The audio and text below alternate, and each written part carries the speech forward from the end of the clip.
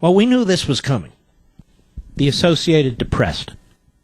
An obscure chicken-sized bird, best known for its mating dance, could help determine whether Democrats or Republicans control the U.S. Senate in November.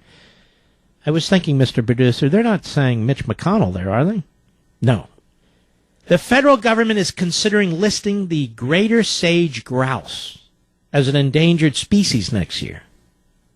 Doing so could limit development, energy exploration, hunting, and ranching on the 165 million acres of the bird's habitat across 11 western states. Let me ask you a question. If this bird has a habitat across 165 million acres, how is it endangered? If the bird's habitat crosses 11 western states, how is it endangered? Apart from the potential economic disruption, which some officials in western states discuss in tones usually reserved for natural disasters, the specter of the bird's listing is reviving the centuries-old debate about local versus federal control and whether to develop or conserve the region's vast expanses of land. See, one of the roles I feel we have in talk radio, and one of the roles I hope I have, is to bang the pots and pans, is to be the canary in the coal mine, is to alert you to things you may not know because you're working all day or you're busy all day. Like this story. Relatively obscure, a couple of days old, but crucially important to many people in this country.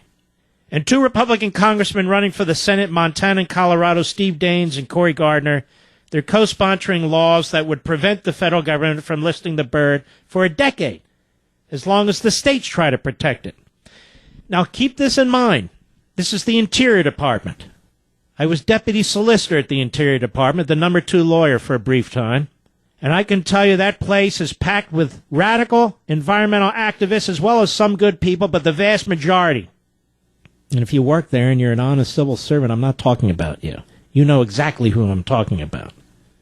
And so whether it's the EPA or the Interior Department or the Agriculture Department, the goal of all three and more is to seize private property rights and to shrink the ability to have economic growth, productivity in this country. And that's true. Environmentalists and the two Democrat senators being challenged, John Walsh in Montana, Mark Udall in Colorado, oppose the idea. They say they don't want a listing either, but the threat of one is needed to push states to protect the bird. Of course they want it. And behind the scenes, they're, I'm sure, encouraging the administration to do it. But you see how they abused the Endangered Species Act?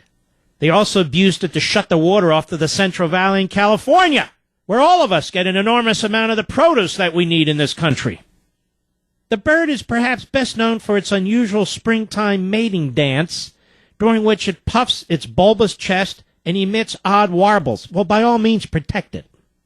But livestock grazing eroded the bristly plant that the bird depends on, development chopped up its habitat, and energy exploration erected towers that chased it away from its home range. Yeah, what we need to do, you see, is put up those massive windmills. What do they call them?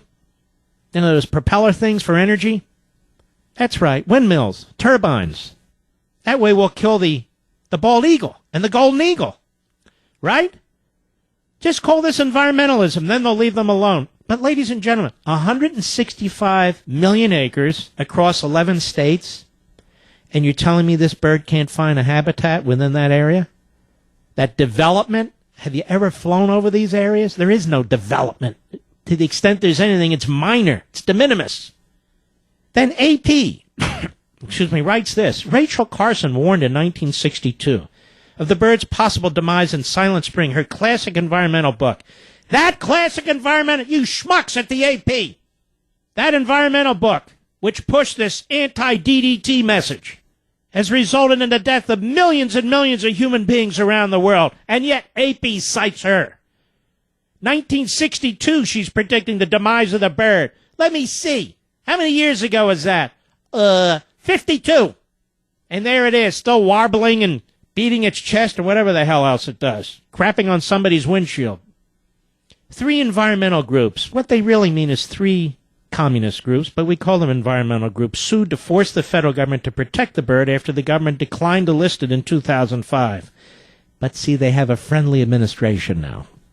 In a 2010 settlement, the U.S. Fish and Wildlife Service agreed to decide on listing by September 2015. This is the inside-outside game that they play. The agencies encourage the radical left red environmental groups to sue. Then they settle on terms that are favorable to the groups. A major factor will be whether the federal, state, and local landowners whose land it inhabits protect the grouse. Protect the grouse! Have you ever had grouse for Thanksgiving, Mr. Producer? I wonder what it tastes like. Passed on the, what are they, like pigeons or something or other? I wonder what's happening to the environment on the southern border. I wonder why the environmental groups aren't suing to stop illegal aliens from coming in and stepping all over endangered species, endangered plants. I wonder why they're not suing to stop that. This is the great landscape of America. When you travel west and see open spaces, why, are we all on horse and buggy? Are we all, is this some kind of a wagon train thing going on here? We all fly over the area. Look down there, there's nothing. Okay, I'm taking a nap. Where are the pretzels? Oh, we don't have pretzels anymore. A study by the Western Energy Alliance, a Denver-based trade group of independent oil and gas producers, estimates that from 5,000 to 31,000 jobs could be lost. That's more than that. It's more than that. They constantly are pushing open the door to control land, to control natural resources. They're always looking for phony. Look at that, it's a silverfish. Kill it, kill it. No, it's protected. As a matter of fact, all the farming that's going on in the Central Valley in California must stop. No water for them. No water for them. I don't know how we're going to get this under control. I really don't. Of course, under the Liberty Amendments, under Article 5, we would get it under control because the states that are affected, 11 of them, would work with other states to try and get 3/5 of the states to vote to block this regulation. That's how it would work under my proposal. And yet, because we still have people objecting to our constitutional system who pretend to be conservatives, it can't happen, at least not yet. But under one of the reform amendments I propose, 3/5 of the state legislatures can block a regulation that has an economic market impact of over $100 million. This would be one of them. So the environmentalists can sue whomever they wish.